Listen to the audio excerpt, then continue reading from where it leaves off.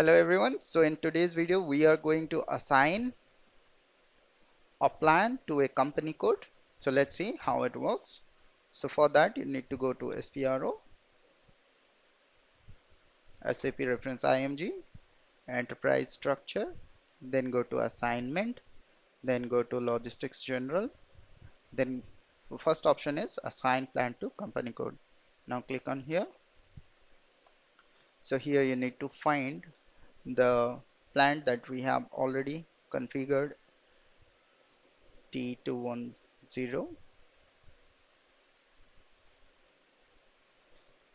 So there is no assignment for that.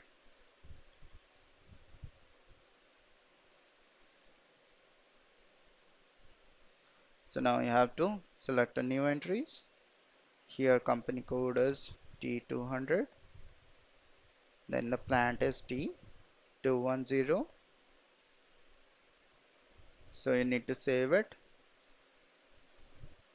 So now the plant has been assigned to company code.